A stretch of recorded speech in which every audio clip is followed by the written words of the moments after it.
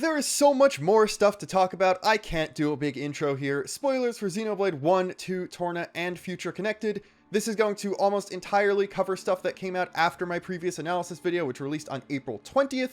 So watch all of my previous videos if you're confused at anything. This is just going to be the week or so of content we've gotten since. Thank God it's Golden Week in Japan right now, which means they're not going to be posting more tidbits of stuff, and it actually gives me enough time to sit down and talk about the stuff we've already got, because, well, there's not too much in the grand scheme of things. It's not nearly a trailer's worth of info dump. There is a lot of interesting stuff to talk about, and while most of it is just the developers giving information and just saying more things about the game, and that allows us to learn more and extrapolate more, there are a few things that very much seem to have been unintentionally revealed, and as such, I would constitute as spoilers. I'm going to talk about this stuff, but in its own separate section at the end of the video, after I'm done going over everything that the developers obviously intended for you to know. While I am going to talk about basically everything we've gotten in the week or so since I uploaded my last analysis, I'm not necessarily going to go in the order everything was revealed, because the big Xenoblade 3 blog post is going to go at the end, because that is a lot of stuff. So bear with me if things seem a little bit out of order, and something that was tweeted in English 2 days ago goes right alongside something that came out in Japanese while the previous video was uploading. One of the earliest and smallest tidbits we've gotten is official YouTube captions for the English version of the trailer. You might recall me mentioning that the European version already had subtitles baked into the video itself, and that was useful to begin with, but the YouTube captions for the North American one now say which character is saying which line, which makes things a little bit more clear because we now have official confirmation of the press kit names for a few characters. So we now know as a fact that this character is Ethel, this character is Kamaravi, and this character is Iserd. We also see that the name Guernica is in fact applied to this new Vandam character, so they are using the direct name of the Picasso painting he's probably named after. And the most interesting non-spoiler thing is, not that I have all that much time left, but soon, a line that I attributed to Senna, and some people who don't understand accents were very vehement on attributing to Mio, because Mio says something afterwards and is on screen there, is actually Nimue. So, not only do we know that Nimue is dead at some point in the game, but that we're getting at least some sort of flashback for her, which heavily suggests that yes, this character, the woman with the crystal arm, is Nimue, but also that her and Iserd might have as big of a role in this game's story as Jin and Laura did in Xenoblade 2. And we'll see later, this game's probably getting DLC, so I wouldn't be surprised if we've actually found our DLC campaign and they literally just do Torna but again. Hopefully they're different enough to actually warrant doing the same thing a second time, and it isn't just literally Jin and Laura again. And hopefully there is a legitimate reason that Iserd wants to, like, attack and kill the party and stuff because Nimue died. So again, I do kind of hope that the party does inadvertently kill her in some way, or indirectly results in her getting killed, and it's not just Iserd being angry at the monster guys because he's told they're monster guys, which is the case with Ethel. We actually got a little bit more info about Vandam and Ethel as they got tweets, and those tweets surprisingly got translated, and almost in full. The only thing left out is the voice actors for both of them, which we haven't learned any of the English voice cast yet. I'm assuming that it's just a different NDA than Japanese, so we will learn who voices the characters either the week of or the week before release, like a lot of other Nintendo games. I will say, Japanese Ethel is kind of terrifying because she has the same VA as Midian, who you might know from Being My Daughter fame, and Anya from Spy Family. So, like, how do you have that much range where you can play that and then this character? Genuinely impressed. Anyway, Ethel is the commander of Keves Colony 4 in Xenoblade Chronicles 3 and wields a pair of slender swords. Famous for defeating 3 enemy colonies at once with only 100 soldiers at her command, Silvercoat Ethel, as she is called, is well known to all the forces of Keves. Ethel's unwavering conviction and her beliefs in ingenuity have won her all the trust of those serving under her. But though Noah also hails from Keves, she attacks him and his group on sight, calling them monsters. This is more or less what we expected from this character already, I would think, where she is strong, passionate, well-loved by everyone from her nation, and heavily trusted by everyone. She's just that solid type of Dunban-esque character, but also believes almost too hard in her convictions and her loyalty to Keves, so that when something obviously fishy with being told to hunt down the Oroboros is going on, she still tries to do it and just goes along with the narrative that they're monsters because that's what she was told. The whole little tidbit about her having defeated 3 colonies with only 100 soldiers is neat. It shows where she got this sort of reverence and respect from. And we also got Silvercoat Ethel, as opposed to just Silver Ethel, as her official title in English. So again, I wouldn't be surprised if we also have Crimson Lotus Kamaravi or something similar. And please give all the colony leaders titles, because it makes me think of Trails, and Trails is also a good series that you should all play. The other thing is, she defeated 3 enemy colonies. We are likely not going to have the full set of colonies from both nations present in the game, because there's a war on. Some of them have probably been destroyed already. So while yes, there's probably going to be another Colony 6 and another Colony 9, because this is a different world, I wouldn't be surprised if we don't get the entire numbering of 1 through 9, because some of them have just already been destroyed, like was the case for everything besides 6 and 9 in Xenoblade 1. As for the other of the 2 characters, meet Guernica Vandam, a mysterious man who appears before Noah and the others just as they face off on the battlefield in Xenoblade Chronicles 3. After informing the group about their true enemy, he urges them to seek a land pierced by a great sword. Again, there's not really much in here that we couldn't already tell, but I just think it's hilarious at how little they're actually doing to make it seem like he survives past the beginning of the game, because he very clearly dies. They don't say anything about him hunting down the party or helping the party or anything after he tells them to go to Sword March. They just say, yeah, he tells the group about their enemy, sends them off on their quest. What does he do after that? You'd think that if he knows about the real enemy, he'd help them, but no, he's totally dead. He's dying. The only question that remains is he part of the Wild Ride monster? Because that would be an interesting thing that would have to happen and stuff like that, or if he just gets killed at some point. The interesting tidbit here is specifically his first name is Guernica and his last name is Vandam, and also that he appears before Noah and the others face off. So while we do see a couple scenes in the first trailer of them actually fighting against each other, it seems like that doesn't last very long and might even not have a gameplay portion to it before Vandam shows up and then the party has to fight Wild Ride. Speaking of Wild Ride, a name that I am so happy the community has decided to adopt for this character because it's really, really funny. I love when the intimidating villains get turned into memes almost immediately, and I wouldn't have a cool clickbaity title for this video if it wasn't catching on. He also got a tweet. After clashing on the battlefield, Noah, Mio, and their teams are suddenly attacked by a giant creature. Belonging to neither Keves nor Agnes, what is this behemoth that possesses such overwhelming power? Interesting, it says after they clash, while it says Vandam appears before they clash, so that lends heavily to the idea that Vandam is a part of this creature in some way. He could get eaten by it, and that explains why it has multiple cores as opposed to the party Oroboros that only have 1 each, and many other things could happen, but Vandam is not making it out of this altercation alive, is what I'm saying. As for Vandam's actual past, there are a few things.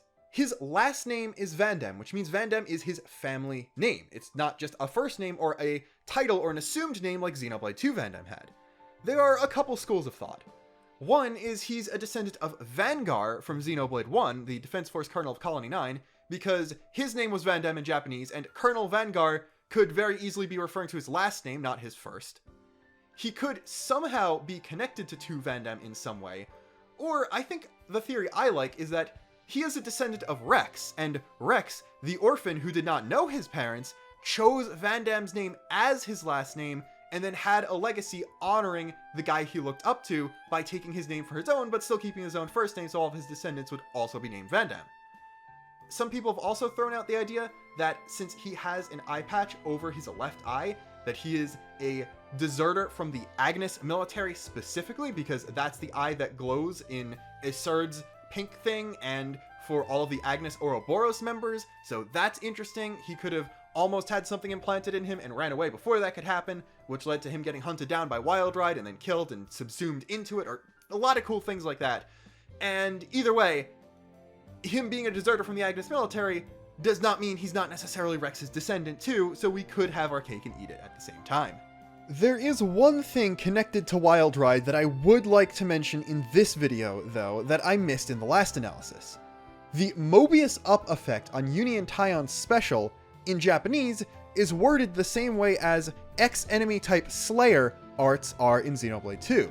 So that means Mobius is an enemy type.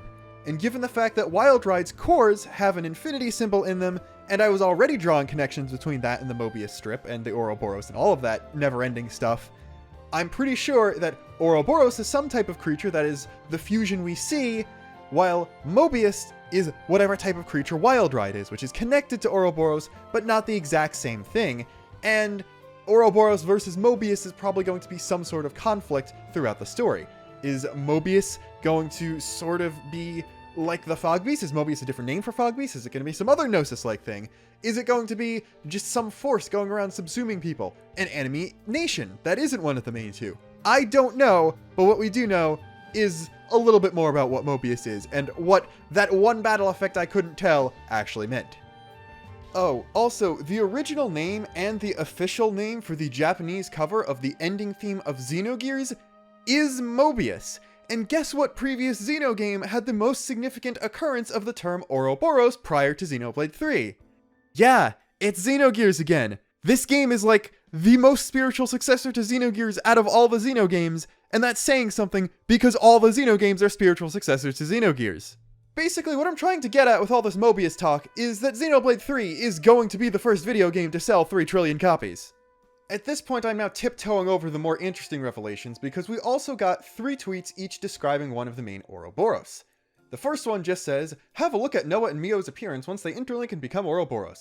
Check out the massive sword they wield during battle. It's pretty cool. And this tells us absolutely nothing, but makes me extremely uncomfortable because every time an official Nintendo thing says pretty cool, I'm assuming Chris Pratt is going to jump scare me again. And thankfully that doesn't happen here. As for the second one, here's a look at Lanz and Senna as an Oroboros. Their Oroboros has a massive form, which as you might guess is great for protecting their friends from powerful attacks. They'll be playing both offense and defense in this form. So it looks like that not only does the appearance of the Oroboros take more of a cue from the Keves character, aka the non-Blade-like character, lending credence to the theory that this is some sort of Blade driver fusion-y thing, and is somehow reminiscent of the old Blade system with the Keves character acting as a driver, but it also looks like the role of each Oroboros is going to be based on the default class of the Keves character that makes it up, as the Noah Mio one is a sword fighter who looks to be a glass cannon like Noah is going to be because he's a Xenoblade protagonist. The Lanz Senna one is big and armored and tanky and defensive like Lanz is with his greatsword class, and as we'll see, the Unitaion one is a healer, but that's less significant because they're both healers in the default class, although again, this one's more feminine and is the only one with a female Keves character. As for that Oroboros, have a look at Uni and Taion when they interlink and become an Oroboros. They'll have the powerful ability to revive all fallen allies at once during battle. The pairs of Noah and Mio, Lanz and Senna, and Uni and Taion will always interlink with one another. So this does confirm that interlinks are locked. Each person can only interlink with one other person. However, I don't think that means these are the only 3 Oroboros we're going to see. It just means we can't mix and match among these 6 characters. Nothing is stopping us from getting 2 other characters in the party who can also interlink with each other. And it is very likely that Ethel and Kamaravi at some point are going to form an interlink and be an enemy Oroboros that we have to fight at some point. Possibly as like a 2-step, I can't believe I have to stoop so low to take out these monsters, I'm going to team up with my worst enemy and become a monster myself type thing. It seems like a very easy thing for a climactic boss, like 70% of the way through the story to be. Also, Uni and Taion's Ouroboros form has healer LB3, so I guess we kind of glossed over that before, but yeah, we'll see later. Rezzing has been changed, so I'm thinking one of the optimal strats to go is to make Uni and Taion into DPS or tanks and someone else the healer, and then if that healer goes down, have Uni and Taion interlink and use that to res just the healer so they can keep everyone else up. Alright, only 12 minutes in and we're getting the first major actual lore drop, let's go! Soldiers of Keves and Agnes can materialize the weapons they use in battle, known as blades, capital B, same B from the trailer, at will. Each soldier's blade is a reflection of them, so they might take different forms such as swords, guns, shields, or spears, and this is accompanied with what seems to be a cutscene of the characters all summoning their default weapon. People were concerned that in the initial trailer, Noah did not summon his sword while the other 5 party members definitely did. Here we can see Noah summoning his own, so he's not so special that he doesn't have to summon his blade like other people do. We can also very clearly see Riku and Manana drawing their weapons. Riku just has a gun, which is hilarious, and Manana is using her pot lid, as we knew she was a chef earlier. So again, only the soldiers have this ability to summon their weapons. Riku and Manana are not soldiers, they can't do that. I'm fairly certain now that the tattoo is what has to do it. It's the tattoo that probably limits people's lifespan, it's the tattoo that lets people summon weapons, it's the tattoo that makes you a soldier in this endless war. Now that we're pretty sure the tattoos are related to being a soldier of one of the nations, we have to look at them a little bit more in depth and apply that to the whole lifespan related things that people have been theorizing about. As 5 of the main characters, everyone except Mio, have tattoos that look identical, barring of course only their size, as their on characters are different sizes, and the location on the body. Mio's and Ethel's tattoos are identical besides those same characteristics, as the middle diamond in the eye of the Zohar shape is gray for those two characters, while it's red for the other members of the party. Lastly, we have Valdi and the unnamed Offseer from the first trailer. Both of these are Keves characters, so I don't think that really matters. We've seen tattoos on Agnes characters, so the fact that all of the non-playable characters with them are Keves is just a fact of the marketing so far. These characters have more red on their tattoos than the party members, with not just the middle diamond being red, but also the same side diamond, the one on the left side, and that straight line attached to it also being red, which is very interesting.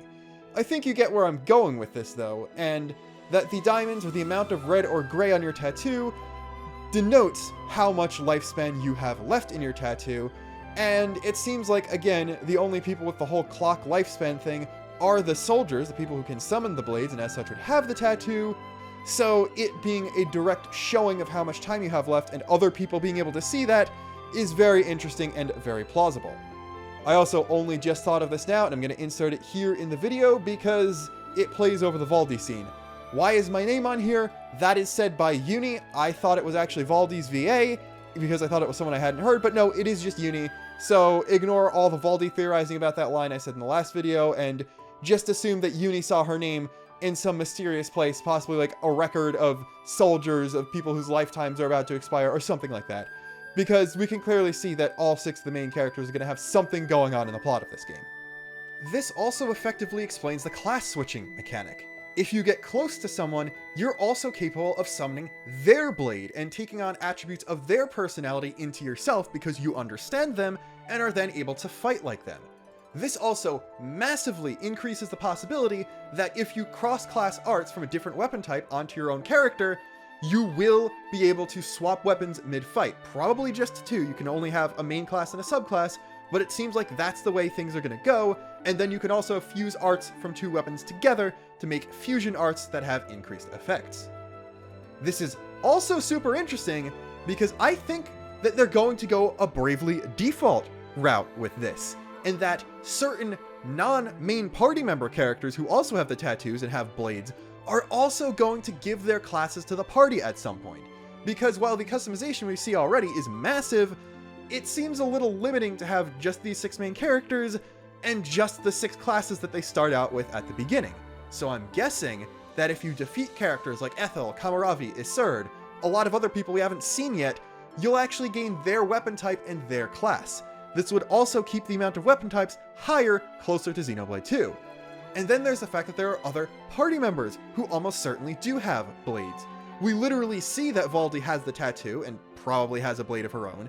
Xeon is clearly wearing Keves military gear, which means he almost certainly has a blade. And then there's also this new cat girl with the bow, who also probably has a blade and seems to be another one of the 7th party member characters. So it looks like we're not only going to get everybody being able to interchange weapons and stuff between each other, but also between slightly more minor characters, and that's really cool, and I can't wait to see them completely blow the lid off of this combat system and show off classes more than the original 6. We're about to jump over to the Japanese blog post, which talks a lot about the combat system and gives a bunch of details that haven't been translated yet, but we're going to very quickly go over the Xenoblade 3 ESRB blurb, like the thing describing why it has the rating it has, and talk about the things we see there. Some things are definitely spoilers, but I can talk about the things that aren't first. It's rated T for language, mild blood, suggestive themes, and violence, and also has an in-game purchases (switch) on it. This might seem like microtransactions, but this is the same thing Xenoblade 2 had. This is almost certainly referring to another DLC pass, which, oh boy, I'm excited. The ratings themselves are identical to what Xenoblade 1 had, and identical to Xenoblade 2, but swapping out the alcohol and tobacco reference for the blood, so this shouldn't be a surprise for anyone experienced with the series. The ESRB site gives a little blurb for each game explaining why it has the rating it does, so I'm just going to read through the entire Xenoblade 3 one, but omitting the spoiler sentences. This is a role-playing game in which players follow fighters through a conflict between two nations. From a third-person perspective, players complete quests and engage in melee battle against enemies, e.g. animals, creatures, human boss characters. Combat is heightened by impact sounds, explosions, and cries of pain. Cutscenes depict further instances of violence. Spoilers. Some fantasy characters/creatures are designed with revealing armor and/or anatomy, e.g. deep cleavage, partially exposed breasts. The words shit, arsehole, and bitch appear in the dialogue. First off, swearing on a Xenoblade 2 level is back. I really hope Uni isn't allowed to actually swear and she's the only one who has to use the fake PG swears, because that's really funny.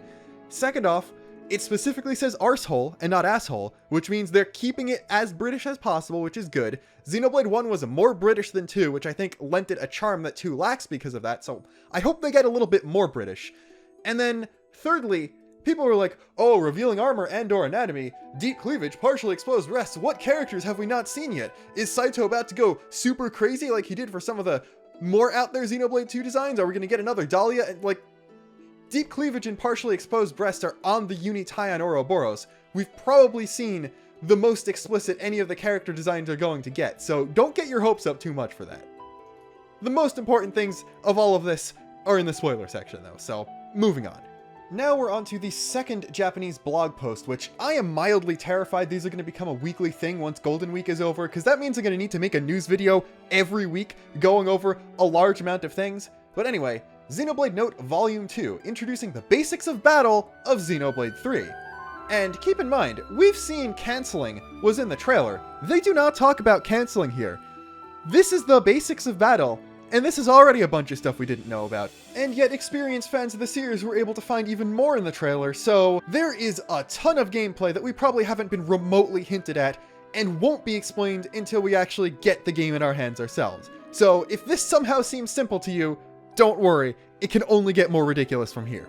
We get a bunch of paragraphs of different info about different aspects of the battle system, and a bunch of little clips, which were enough for me to actually piece together the first 35 seconds or so of the main battle theme, which I'm probably going to upload as a short around the same time as this video goes public, so that's nice and cool. And I'm basically just going to go through the entire blog post, talking about each paragraph, and analyzing each little video clip.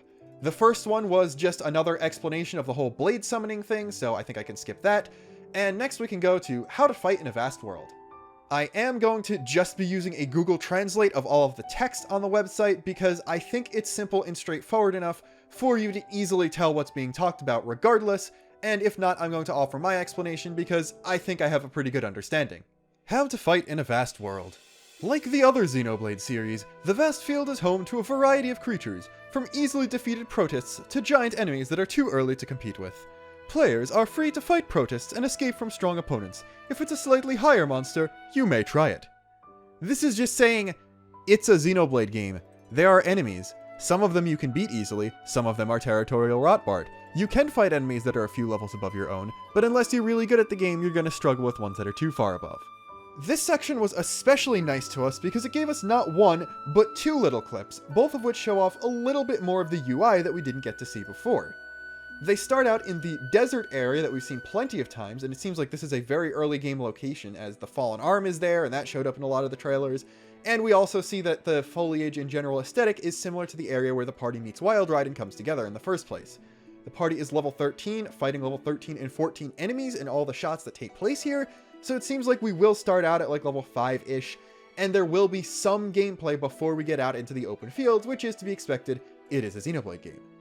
We can see that the UI is very similar to previous games in the series, although the minimap itself looks a lot more like Xenoblade X than anything, with the location indicator for your current objective being a hexagon this time, which is interesting. The party is targeting a calm Camille, so I guess we now know the true identity of Henry Camille. He is a calm dude. And translating the other things that show up on screen shows that the Y button prompt in the lower right hand corner is the exact same current objective that Xenoblade 2 had, And underneath the minimap, the top line says either Eagle's Highlands or Eek's Highlands or something like that. It's probably a made-up name and not just Eagle, but that's what the translator liked to call it. And underneath, Rashin Plateau. So it looks like we're getting 2-level depth as far as location names go, where there's a wider, more broad area within a probably greater region, because I'm guessing there's this entire map is the desert of blah blah blah. Then there's the Eek's Highlands, which are this more craggy area that does have a few hills and mountains in the background. And then Rashin Plateau is specifically where they are now. So again, it looks like basically everything except combat and story is drawing more from Xenoblade X than any other game in the series. The minimap itself is really straightforward. You can see some dots to represent enemies. There's a symbol in the upper right hand corner next to the question mark that looks like it's either some sort of enemy indicator that denotes a unique monster or something like that, or it could just be a piece of topography that just is hard to tell exactly what it's referring to by looking at the area. And it's a little bit hard to tell exactly how big of a range the minimap has, because while there is a question mark that obviously denotes a side quest you can accept, I can't see the NPC that would give it anywhere in this clip, so it's a little hard to tell exactly how much is being shown. There is a R-stick click in prompt to the right of the minimap, which, like Xenoblade 2 in Definitive Edition, will probably expand it to cover more of the screen, so that's straightforward, but I'm not sure what the 2 rectangle thing underneath the location name refers to, and we don't really get any indication anywhere in this clip. We get a few more interesting things once the party moves forward, and presumably the player hits A to start attacking the Calm Camel. Everyone does a little weapon flourish, and that looks nice and cool. We can see everyone is in their default outfits and using their default weapons, so no class changing has happened. And there's also this A button prompt that disappears once the enemy gets attacked. That just reads Sheath Weapon, so it's if you accidentally hit to attack the enemy, you can hold down the A button and basically stop before you draw aggro and bad things happen to you. As for the rest of the UI, there's a lot of stuff missing right now.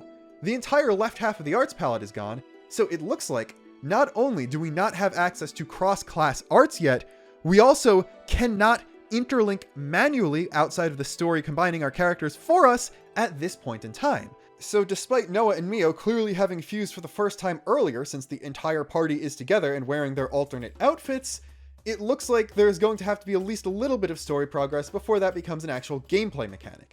So it seems like they are sort of drip-feeding new mechanics and new complexity to the battle system like Xenoblade 2 did, but not in such an egregious way, as we see confirmed cross-class arts in early level 20s footage, as well as the interlink button. So maybe you get all of that at the same time, maybe you get cross-class earlier once the party gets to know each other and you activate affinity links and stuff like that, but I am personally guessing that you don't get the ability to manually interlink in battle once all 3 pairs have done so.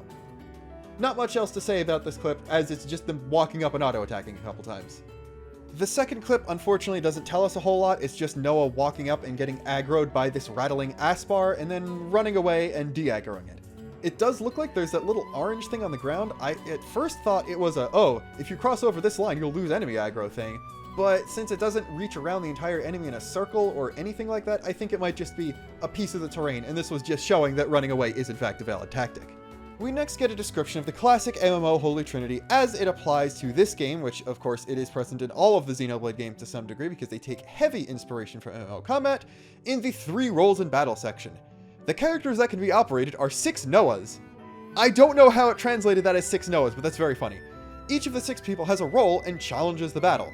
There are 3 main types of roles: attacker, defender, and healer. Each of them has different strengths and weaknesses, so let's play the assigned role firmly, stand up well, and advance the battle to your advantage. It's basically just saying, yeah, there's attackers, tanks, and healers in a video game that takes inspiration from classic tab targeting MMOs.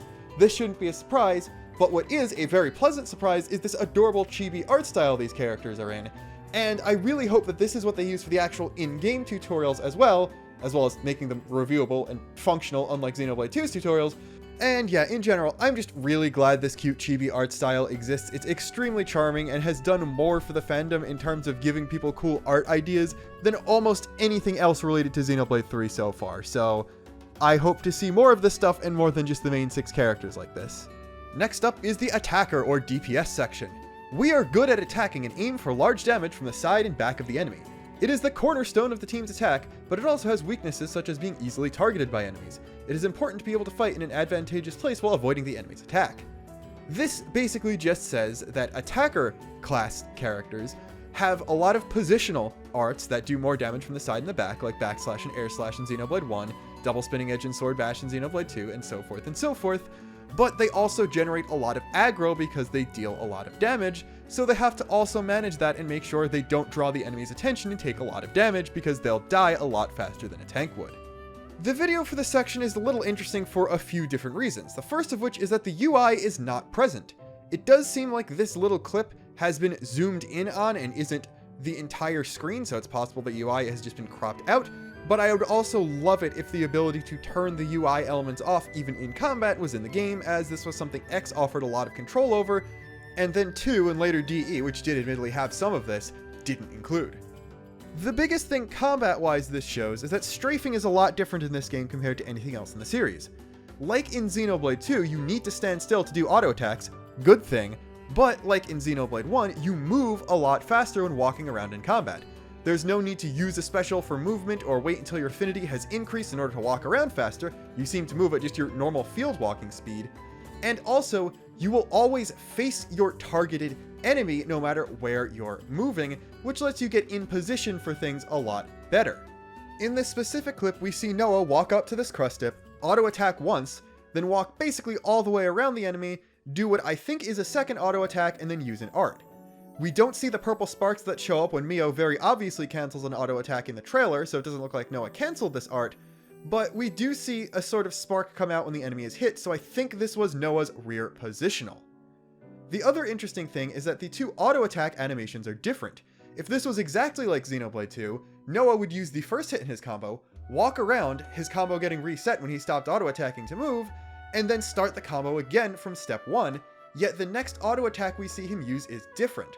So it's possible that the 3-hit combo has been removed in favor of several variable auto attack animations like Xenoblade 1 had, but still retaining the needing to stand still to use them like in 2, or there will be several different combo animations overall, and the only thing that makes me think they wouldn't do that would be the need to make the animations for each attack hit at the same time, so no matter which random animation played, you would still have the exact same canceling window, but I'm not entirely sure.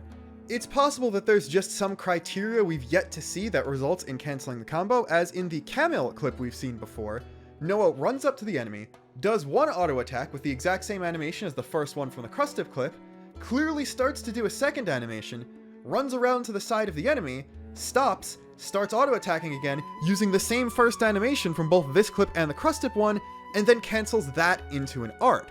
While in the Crustive clip, the second auto attack animation that plays before he uses an art appears to be the same second auto attack animation from the Camel clip, so it's possible that there is just something you need to do in order to store your combo, which just gives a better way for you to build up to more powerful art cancels without having to stand still for a long period of time, and it's possible that the dash move we'll see later or something like that allows you to store your combo position so you can stop moving and immediately go into the strongest possible version of an art by canceling it out from the final hit of a combo.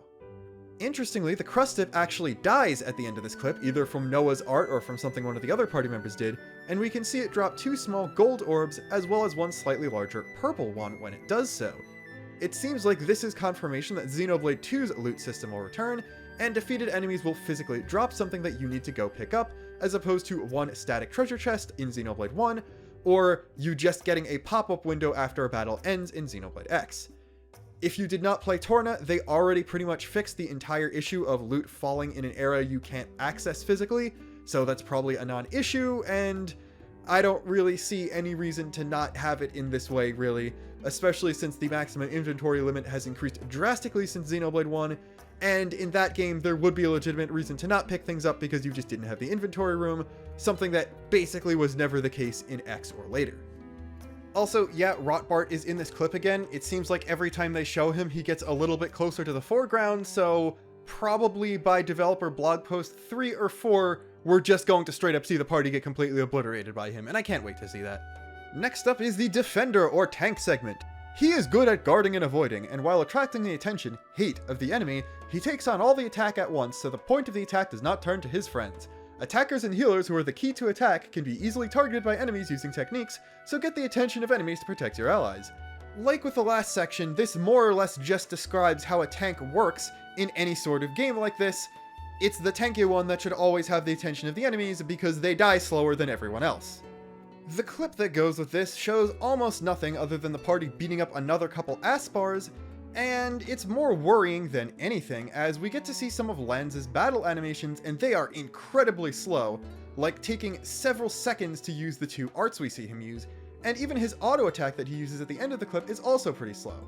Granted, that's more of a Rein from Xenoblade 1 speed, but Rein's art animations were nowhere near this long, so Lanz seems like he might be excruciatingly painful to play given how slow his attacks look, so I guess if you like him, you're gonna want to have to put him on a class other than his default. More interestingly though, at the beginning of the clip we can see Noah in his default outfit using his sword, and then next to him, Mio in her default outfit using Noah's sword. So not only does this show that outfits are not necessarily tied to the weapon you're using, so you might at least be able to mix and match between each character's class appearance regardless of how you're playing them, even if there's not fully customizable clothing, but you can in fact have multiple people in the same class on the field at the same time. For some reason, I received several pieces of pushback for saying that in the last video, despite verbatim reading from a blog post from the developers saying that was a thing. So there's your confirmation, you were wrong, pay attention to when I read something the developers directly tell you. While Lanz's default class seems like it will be very annoying to play and will probably best be used to subclass arts on another character or even on himself, thankfully we did see a little bit of Mio gameplay in the actual trailer, and she seems to be a lot faster, more like a Xenoblade 2 type speed character as opposed to even slower than Xenoblade 1, so it looks like tanking won't be completely awful, just one of the 2 default tank classes will be. Next up is the healer section. You can recover HP, support allies' attacks and defenses, and launch friends who have become incapacitated. This is referring to reviving, they're not physically using the launch status on their own allies because that would be stupid. If you don't have a healer, you will be attacked by the enemy and the HP of your friends will decrease steadily, so it is a very important role, especially when fighting strong enemies. Like an attacker, it is a role that is easily targeted by the enemy, so you need to be careful when positioning it with the enemy. Again, basic description of how a healer works, don't really need to say much more. The video clip gives us a few things. First off, the party is fighting a couple level 36 snipe Rogals, which by 1, admittedly, is the highest level enemy we've seen so far, despite the party being a few levels lower than we've seen them. Riku and Manana are with the party, interestingly. There's this ruin area in the background, and the entire place is very forested, so this seems like it could be an extension of the very Magna Forest looking area we've seen plenty of times before, but this bears a bigger resemblance to the place where we see Noah and Mio perform an off-seeing together in the first trailer, so I'm guessing this place is a little bit before or a little bit after that. The ruins in the background bear somewhat of a resemblance to either Oriah or the Cliffs of Moratha, so I'm thinking that this is a lot closer to Sword March than we think, which, since this is the highest level enemy we've seen, it looks like by the mid-30s we will already be getting to Sword March, so the whole big initial goal we're given at the beginning of the game will be met only like a third of the way through it based on maximum levels, and the level progression tends to slow down a bit once you get past the mid-30s in Xenoblade games, so it looks like the whole Sword March quest Find the Real Enemy is not going to be the main plot for a particularly long percentage of the game. We also have a completely different battle theme.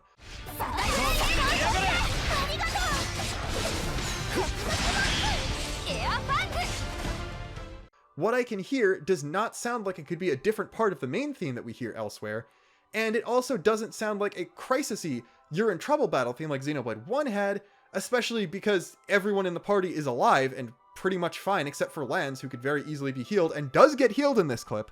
So it seems like whatever this area is, it does have a secondary battle theme, suggesting again that we're in some sort of plot significant area or some big plot beat has already happened.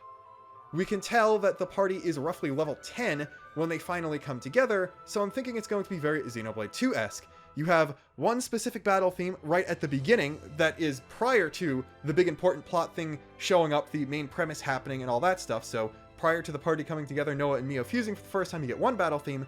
Then after that, you get the main flute battle theme that we hear most of the time, and then after some big plot thing happens, I guess the equivalent of Zord-ish or Satoral Marsh from Xenoblade 1 is the best way I can draw a parallel. There's not really a comparative thing in 2. We get this battle theme, or this is the song that plays in this specific area. As for arts, Uni does not have any on the left side of her arts palette, but the right side is identical to the one shot where she's being controlled in the trailer, so we don't have any new abilities right off of this. We can actually see group heal get used, and the radius on it appears to be very small, as Uni only heals herself, Taion, Lanz, and Senna, who are all very close to her, while Manana seems to be not too far either, but does not get healed, so it's possible that because Riku is the first one listed, he is the target for any abilities affecting the duo, or the radius is just that small and you have to walk up really close to someone in order to heal them with an ability like this. We can also see actual numbers. At this level, it heals somewhere between 391 and 402 HP, depending on the damage roll, and we can see, based on the amount of HP each person has. DPS have roughly 1700 to 1800, healers have 1100 to 1200, Mio as a dodge tank has 2252, and Lanz, a face tank, is only half full at 1680. So while this is very useful for topping off anyone besides Lanz, he himself as the face tank needs a lot of HP to keep himself roughly topped off, so it looks like healing is going to be a little bit more proactive. A bit later on in the clip, we can also see another field on the ground, this one with a little lightning bolt indicator and an orangey yellow outline as opposed to the blue ones from the healing and support fields we've seen from healer classes. This seems to be a damage field that does electric damage, and while I'm not entirely sure who placed it down, my guess would be Riku and Manana, as Riku is standing in it and none of the other characters are close to it.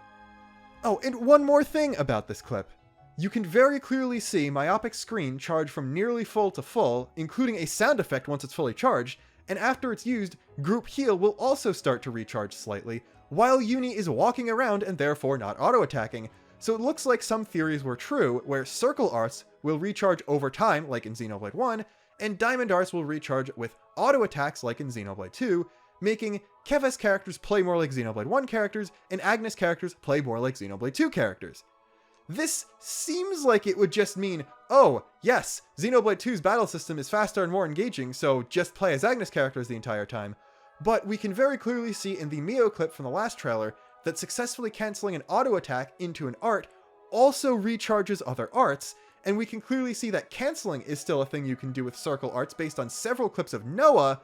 So if we go by that logic, canceling a circle art will still provide some recast charge to your other circle arts, so playing properly and rhythmically and stuff will still allow you to recharge circle arts faster than just sitting around doing nothing waiting for them to come off cooldown. So not only did they find a happy medium between 1 and 2's playstyles, but they also did something to make 1 play a lot better than 1 actually did. We now enter the last subsection in the blog post, Battle Tips that take advantage of your role, which details a few more in-depth mechanics that have to do with specific roles and how they interplay with each other. The first is target line. Earlier, I explained that attackers and healers are more likely to be targeted by enemies. When targeted by an enemy, a line called the target line is connected. The red line is a sign that attackers and healers who are not good at defense are targeted, so be careful. The blue line is a sign that the defender who is good at defense is being aimed at, so let's cooperate with your friends so that the blue line will be connected during battle as much as possible. This is really neat. We had aggro indicators in all the past games except X, but there wasn't any tactile direct indication that someone who shouldn't be targeted was being targeted, and now we have these specific colored lines. It is unfortunately not friendly towards colorblind people, as it doesn't seem like there is any additional way of telling what type of line it is besides the color, so people who can't tell the red from the blue will unfortunately have to look at directly who is being connected to whom, but this is another great quality of life feature that just makes things all the more easier and smoother to play with. Next up is Healer Range Recovery / Rescue. Uni's technique, Healing Circle, which is a medic gunner, has a powerful effect of drawing a circle around the area where the technique was performed and recovering allies within the range. If you are within this range, you and your allies will gradually recover their physical strength, so if the HP of the attacker who attacks from behind or from the side of the enemy decreases, you can survive by entering this circle. This is basically saying Uni is a medic gunner, and she has a technique called Healing Circle, which we do get to see in the previous trailer is her talent art or A button ability, and this looks to be a little bit different than the other field abilities we see, as this one is green as opposed to blue, so it looks like yellowy orange is going to be things that damage the enemy, blue is just going to be stat buffs towards allies, and green is going to be direct regen. Then we have, you can also wake up and revive a healer, this is supposed to be as a healer, not a healer, by approaching an incapacitated companion and pressing and holding the A button. Rescue is a special action only for the healer, so you need to be careful not to let the healer become incapacitated first. This is the big thing we weren't sure about before. Only healers can res now, and resing is not tied to the party gauge whatsoever. It's just a role ability that healers all have access to. We can see Uni revive Lens in this clip, a process that takes roughly 6 seconds from starting to press the A button for him to actually fully raise up and complete his reviving animation, and it seems like he comes back with only 10%-ish of his HP, so it seems like reviving is going to be a time sink and leaves resed characters with significantly less HP than it did in the past, so recovering from a death is actually still a big deal, despite the fact that we have 6 characters and no material cost in terms of a gauge for reviving. Also keep in mind, if both of your healers die, you cannot revive for the rest of the fight unless you are still able to make the Uni, Taion, or Oroboros and do the revive all ability. So like I said, a major strat is probably going to be making Uni and Taion tanks, so if your healers do go down, you can fuse and pick them back up. Next up is Flexible Formation and Create a Gap. God, I love machine translation sometimes. Attackers can do a lot of damage by attacking from the side or behind the enemy. They repeat this so many times in this article, I'm starting to think that not only do you have positional effects on your arts, but there's also just a straight up flat damage bonus applied from a DPS character attacking from the side or behind an enemy. When the enemy is in a pinch, it is necessary to change the formation so the healer can recover while evacuating near the defender to protect it. On the contrary, in the situation where the defender is targeted, the attacker can easily wrap around behind. Depending on the situation, change the position of allies in the 3 roles and attack while paying attention to everyone's HP. This is basically just talking more about how proper positioning helps you not die better, but it also sort of confirms the whole tank aura thing that I was talking about before, where tanks have that blue circle around them, and if you stand in it, you get some sort of extra defense. It slightly implies that if a healer has low HP, they can stand in it and heal themselves, but I think that's more so they'll take less further damage so they can heal themselves back up better. There's even a little diagram of the Keves trio using their chibi icons that shows Noah attacking the enemy from the side, while Lens holds the aggro and Uni stands in his defense aura to heal him properly. Keep in mind, we have yet to see single target abilities like Xenoblade 1 and X had yet, so if everything is either a placed field on the ground or an AoE around the caster, it would make sense for a healer to stand around in a tank's aura, because if all of their heals are AoE based on them, they're going to need to stand near the healer since they can't cast something on them at range. The last 2 things are both things that we were easily able to guess from the trailer, but both are extremely exciting to see officially confirmed. First up is Quick Move. During battle, you can temporarily deliver a sword and move a certain distance at high speed. This is called a Quick Move. As I mentioned earlier, it is important to move flexibly according to the enemy in order to change the formation. Make good use of Quick Move to get around quickly. This is that dash ability that we've seen people use in the trailer, where their weapon goes away and they move in a certain direction a certain distance at higher speed. It looks like this is mainly a tool for DPS positioning properly, but if you're playing a healer and get clipped by a big attack, it might also allow you to either move into the range of another character's heals, move into a defensive field or a tank aura or something like that, and get cool bonuses like that. But primarily it does seem to be a movement tool for DPS because enemies like to turn around a lot if they're doing certain attacks. The little clip we see doesn't show a lot more about gameplay, it really just shows the comparison between regular walking and dashing and how dashing is obviously faster. We see Noah dash around and use a couple arts. It looks like he uses one art directly after the other, so maybe arts canceling into each other isn't a thing, or like in Xenoblade 2 is something you need to unlock later on. And we also don't see a cancel spark coming out of the art he uses after the dash. Something I personally think would be a good idea would be letting you cancel arts out of the dash animation as well as your auto attacks. So you could do something like dash into the side of the enemy, cancel that immediately into a side positional, then dash straight to the back of the enemy and cancel that into a back positional, which would allow you to get both of your positionals out with canceling bonus without having to wait for an auto attack to come out at all.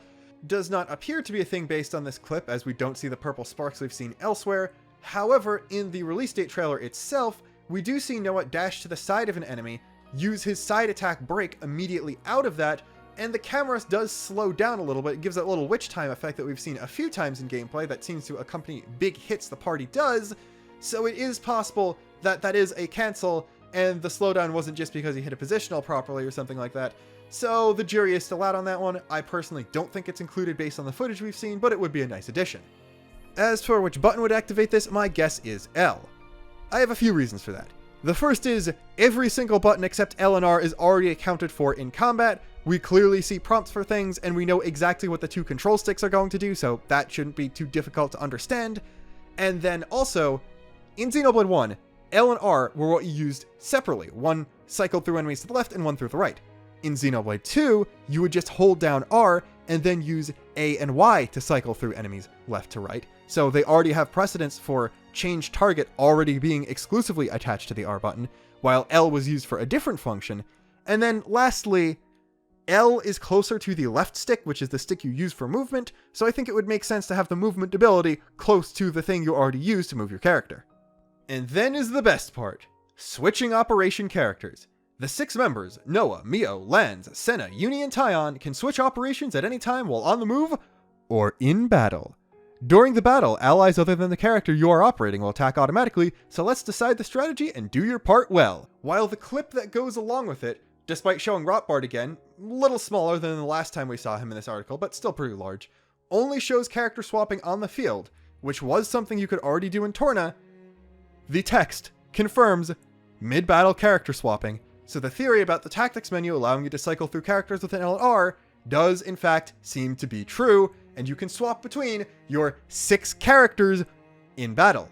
This does unfortunately seem like the 7th guest party members are not directly controllable by the player, and only the main 6 will be, which was backed up by stuff in the previous trailer, basically skipping over Riku and Manana in switch order. So that is slightly unfortunate, but I'm hoping that we will get more than 6 classes to customize our characters with, which still leaves us with a massive amount of playstyles. Keep in mind, Xenoblade 2 was the most customizable game in the series, and you are technically only playing as 5 characters the entire time, so this is still an increase. Let's just do a huge breakdown of the number of arts you'll have access to now, though, because it is a doozy. The only assumptions I'm going to make are that you can in fact assign an art to down on the D-pad, which is a spot we only see empty in the trailer, and that because the left side of the UI does change a bit when transforming into an Oroboros, you will only be able to set 3 arts on the right side in those forms.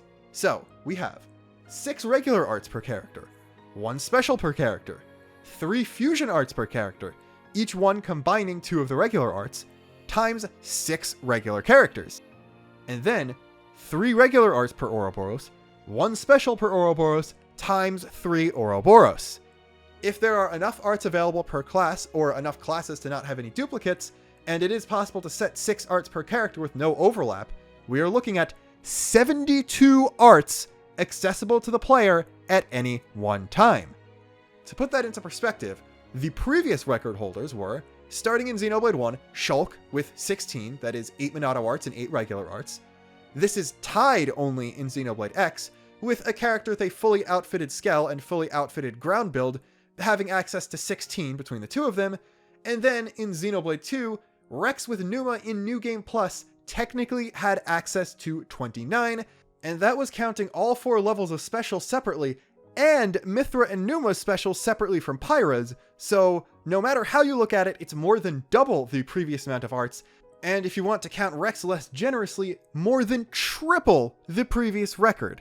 So while an individual party member seems like they are going to be significantly less complex than a Xenoblade 2 character overall, you're not controlling only one of your party members this time, you are controlling and micromanaging 6 at the same time. So all things considered, despite relative simplicity per character going down a bit, it looks like the amount of control you'll have over the battlefield, the amount of things you can do, and the pace of the combat with all these movement options and faster art recharge is still continuing the series' ongoing trend of being faster and more complex with every new entry, and I am so happy for it. And somehow, that's not the only major revelation from this clip. In these gameplay clips and the second trailer, there have been plenty of the purpley item orbs that I brought up in the first trailer discussion and analysis stuff, and just didn't bother talking about here because they were clearly there, and we didn't learn anything else about them, so there was no real need to bring them up. However, in a few of the small gameplay clips, but most prominently here, when the player switches from Lanz to Senna and walks really close to the 2 item orbs, we can see that they change from a generic purple light into an actual icon. One looks sort of like either a rock, a nut of some sort, or like a circular cutout, a piece of wood, and the further one looks to be a flower. So it seems like either they're going back to Xenoblade 2 style collection points, And like in Torna, there's going to be an indicator telling you exactly what kind of item you can get out of it, except instead of Torna's case, where it was a pop-up in the UI that took up more space on screen, it's just the item itself turning into the icon. Or they're going back to the Xenoblade 1 and X style, where you just have to walk around and item orbs will randomly contain things, but you can at least tell what type of item it is just by walking close to it, so you know whether or not it's even worth picking up. I think this is a great change regardless of which system they go to, even if I have my preference, and this is just another nice new bit of quality of life in this game, which seems to really be the thing they're gunning for in Xenoblade 3. Quality of life over everything, which is especially impressive because everything else also looks incredible.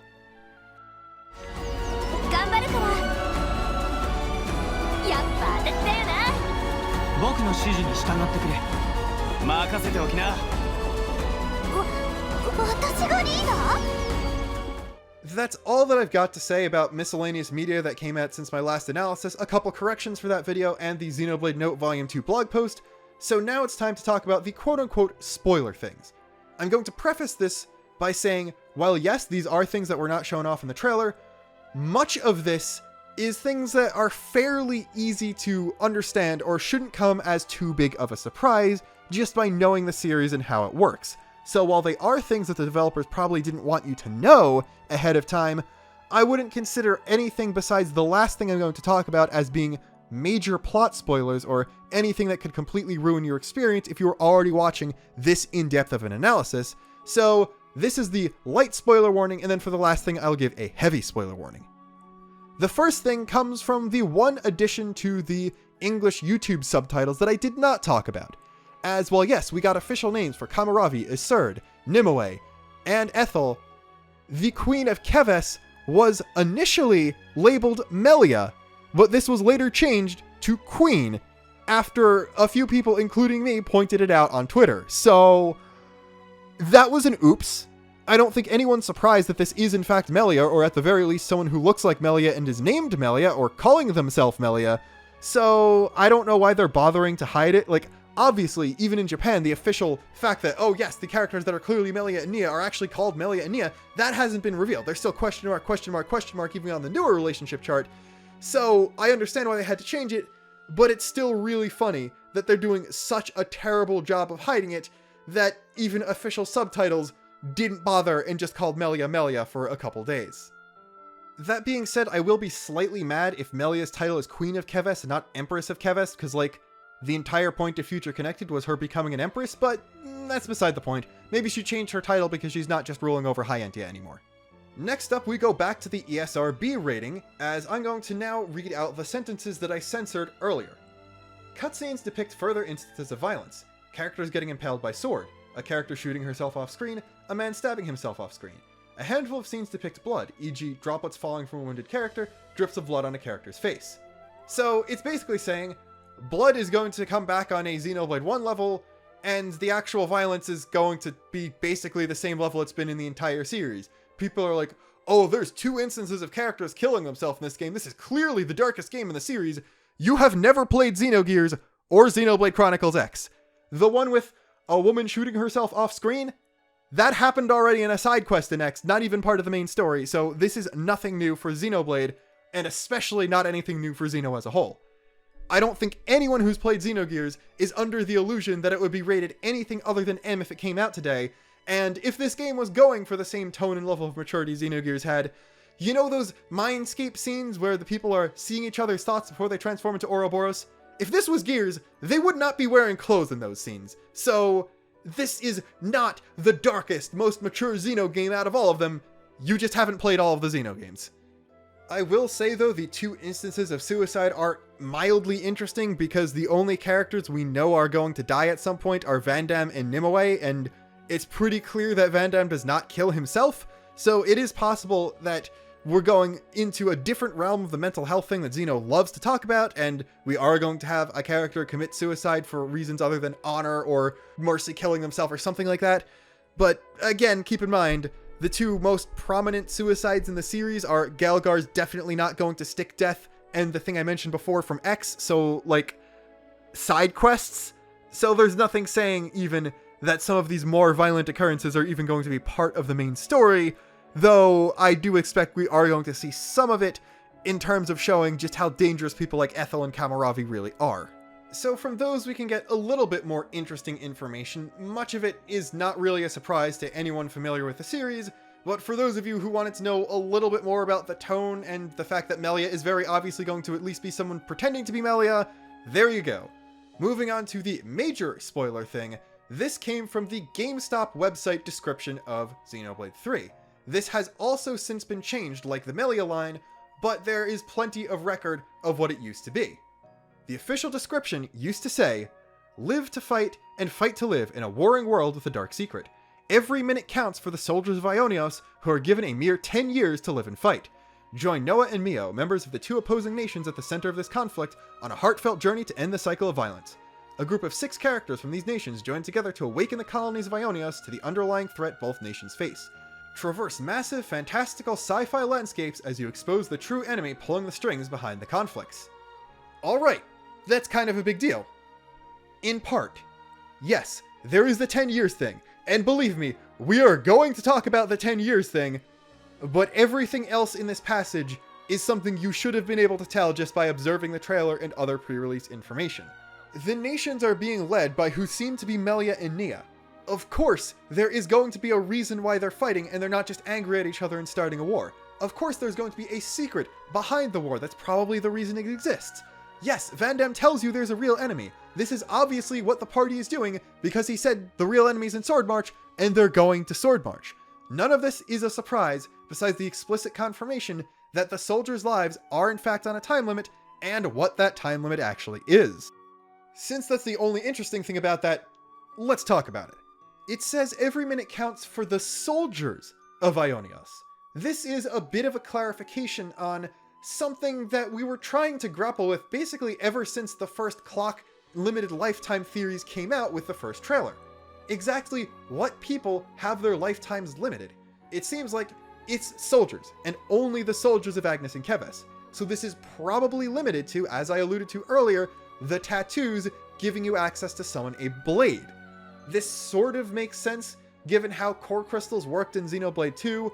The life of the blade was tied to the life of the driver, so clearly there's some weird lifespan sustaining thing there, and if everyone has the blade implanted directly into them, then yeah, it would make sense that it would draw on their life force in some way as well, and I just think it would be kind of weird for everyone's lifespans to be limited. What we don't know is how this interacts with the lifespans of all the longer-lived races from both Xenoblade 1 and 2. So, Machina, Hyantia, Napon to some degree, although we never see any Napon soldiers, Blades, and then Indaline if they even still exist. Clearly everyone who gets the tattoo is put on the same 10-year ticking clock, but how exactly does this work? We know that Lanz and Uni are both 18, the same age as Noah, despite looking a lot older than an 18-year-old even half Hyantia and Machina should look like. So, are people's lifespans equalized and people are just placed into the prime of their life when they get the tattoo? Are Machina and Hyantia, who never get the tattoo and become soldiers, limited to a normal human-like lifespan? Or do they live longer like they always did in the previous universe? That I'm not sure about. We still don't know exactly how time works in Ionios, and despite the clear indication of the scene of the worlds merging being shown in a flashback with a living young Noah, we don't know if that's Noah directly being present for that, or having some sort of vision, so we don't know how much time has passed since the ending of Xenoblade 1 and 2, so we're not really sure exactly who should still be alive in the first place. There's also the fact that there is an explicit time cap being listed at 10 years, as not only does some translation of the Noah-Ethel relationship on the chart suggest that Noah was a child soldier, suggesting that he's already been fighting for a long time and should have used up a lot of his 10 years already, but also that Mio is a year older than the rest of the main cast, and as such should be closer to dying than everyone else, which is bizarrely enough backed up by the whole tattoo thing I talked about before. Mio has no red on her tattoo, while everyone else does. So it seems like if your tattoo goes gray, you don't have as much time left as someone who has red. This would also mean that Valdi and the blonde Offseer that we see have the most time left out of everyone, and Valdi looks pretty young, so that's not too big of a surprise, although honestly, I do still think you can steal other people's lifespans, and you're not directly limited to explicitly 10 years after you get the tattoo, you just die no matter what. I think you can kill people and steal some, if not all, of their remaining time. The only weird thing about that is when we see Ethel, her tattoo is completely gray like Mio's, despite her clearly being an extremely competent soldier who is obviously capable of taking out plenty of people and therefore stealing their lifespans. So maybe she lets her subordinates take before she does. Or there really is just a hard cap and she is running out of time, possibly trying to stop the party before she inevitably dies. It also does seem like this whole cap on your life is not necessarily public knowledge, as Ethel is a major public figure beloved by people outside the military, and you'd think they'd talk about people being like, oh no, she's gonna die soon. Her tattoo is gray. That means she doesn't have a lot of time left. What are we gonna do if Agnes attacks us after she dies? They're just like, yeah, Ethel's pretty cool and stuff. So that seems interesting. We might not even have all of the party members know to begin with, which is really messed up if they signed up to become soldiers not knowing that their lifespan would have a hard cap of 10 years put on it, because that's a lot of drama. So this is very interesting. I think we're going to need a little bit more context to properly determine the full ramifications of it, and I do think we're going to get at least one more trailer before the game actually comes out. And besides Golden Week happening, we might be getting a Xenoblade Note blog post every single week in Japanese to dissect, which means free content for me, so I'll take it. So there is a lot to look forward to about Xenoblade Chronicles 3. I've talked for too much already, so until next time, this is Luxon, signing off.